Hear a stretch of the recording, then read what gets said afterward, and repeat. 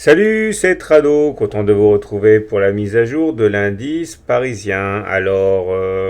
Au niveau des statistiques, des fondamentaux aujourd'hui, on va dire que bon, c'est mitigé.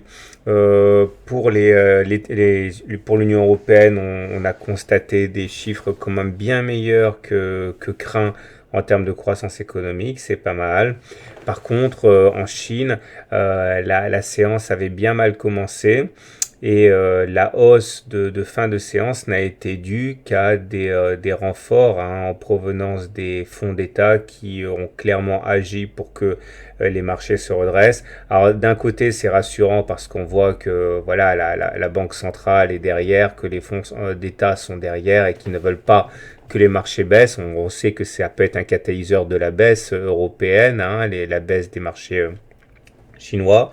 Mais d'un autre, voilà, il a quand même fallu qu'ils interviennent pour stopper l'hémorragie. Donc il y a du bon et du moins bon. Et ça nous donne une séance en dents de scie avec quand même au bout du bout 1,1% de gagné, alors qu'au meilleur de la séance, on a même été chercher les 2%. Alors il y a beaucoup de choses à dire et à la fois rien de neuf. Rien de neuf parce que, ben, vous le savez, ça fait maintenant un moment que je vous dis qu'on est à l'intérieur d'un trading range, là, ici en saumon. Ça fait un moment que je vous dis que je pense qu'on est protégé par la loi du retour à la M20, c'est-à-dire que je m'attends toujours à ce qu'on aille faire percussion contre la moyenne mobile à 20 séances.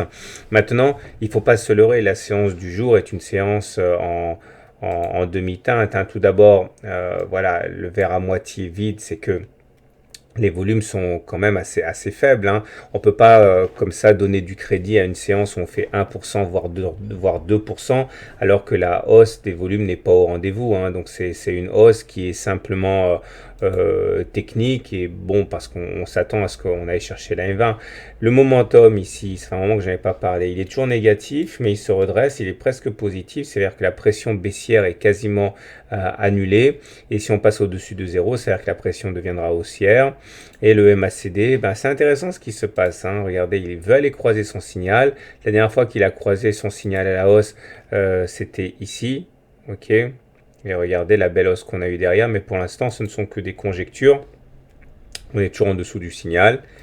Et le stochastique, bon, bah, pas grand chose à dire, il tergiverse sur un niveau médian.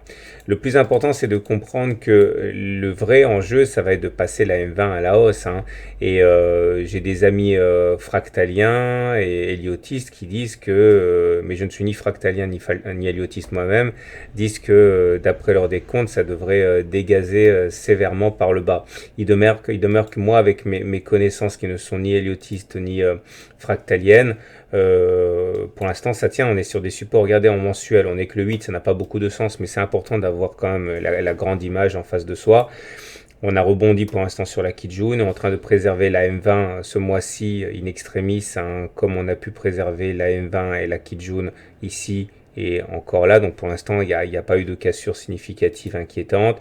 Du côté de l'hebdomadaire, on est toujours soutenu également par le nuage Ishimoku. On n'est pas en tendance haussière parce que la lagging span est en dessous des cours. On n'a pas le feu vert de la lagging span, mais bon, tant qu'on est au-dessus du nuage, ça va. Donc j'ai envie de dire que pour l'instant rien n'est acquis. Il y a également autre chose qu'il faut savoir, c'est que la M20, vous voyez, les cours ont décidé de faire contact avec la M20 a priori, mais dans le sens d'une latéralisation, c'est-à-dire que ce n'est pas les cours qui montent significativement vers la M20, c'est la M20 qui descend significativement vers les cours.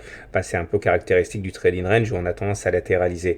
Il faudra vraiment voir ce qui se passe une fois qu'on aura décanté la situation, en particulier si on sort du trading range, là on va avoir normalement une explosion. C'est sûr qu'on casse par le haut ou par le bas, mais pour l'instant, voilà, tout ce à quoi on peut s'attendre, c'est des mouvements erratiques à l'intérieur de ce trading range.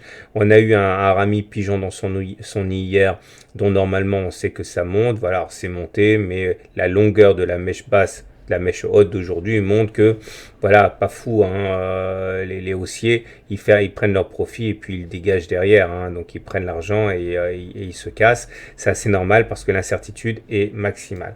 Donc voilà, j'ai un petit peu a priori parlé pour rien dire, mais j'espère que vous avez compris que c'est un petit peu plus compliqué que ça. On est dans un trading range, donc c'est des situations assez erratiques et techniques à la fois.